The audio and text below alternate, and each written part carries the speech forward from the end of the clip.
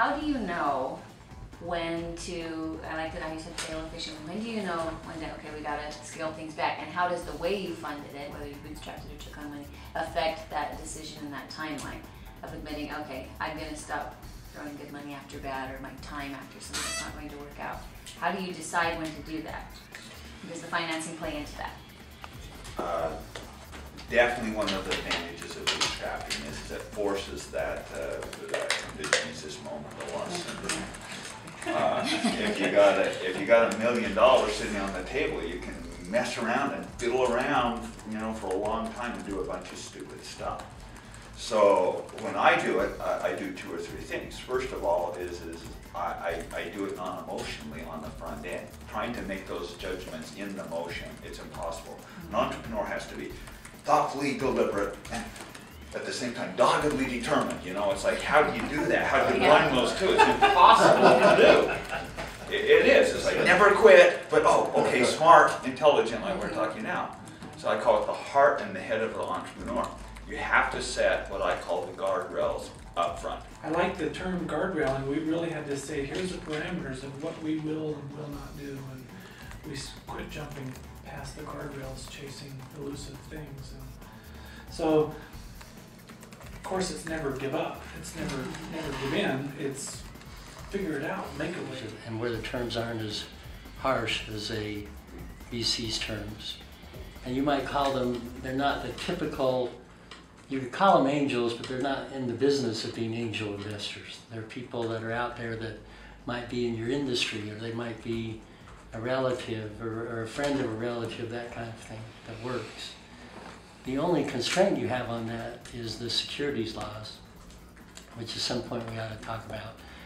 But those are ways that a lot of people can get the benefit of both someone that has a little bit more experience and some money that doesn't come with as many strings, either really tough through the bank or giving up too much ownership, maybe in some cases, to a VC or an angel investor.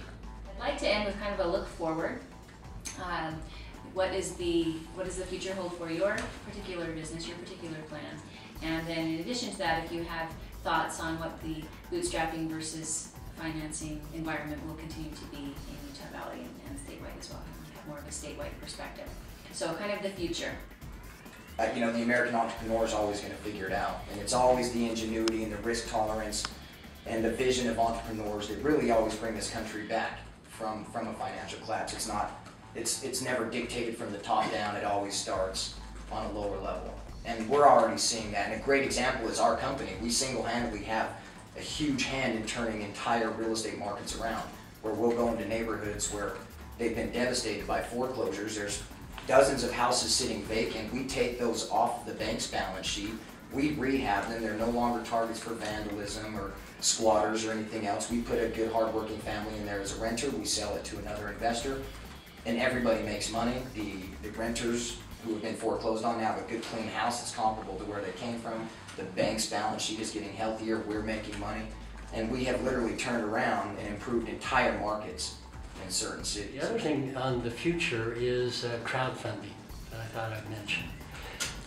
Crowdfunding is this concept of having thousands or very small investors, and you still have the securities laws that apply to this, and you can do it where you're having where you can give product, or it will be considered a donation in order to fund it without running afoul of the securities laws.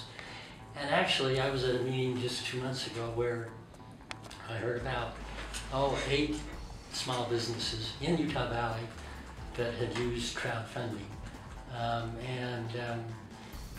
and I think that's a good thing. It's a different way to get a little bit of money. Usually, you can't usually get more than $1 million doing it that way.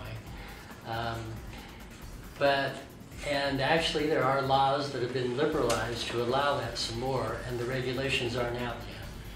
But they will allow more of the accredited investor financings and more liberal rules in the future, and more of these crowdfunding mechanisms if you run it through a broker that's registered to do the crowdfunding. We live our individual lives, hopefully by good principles.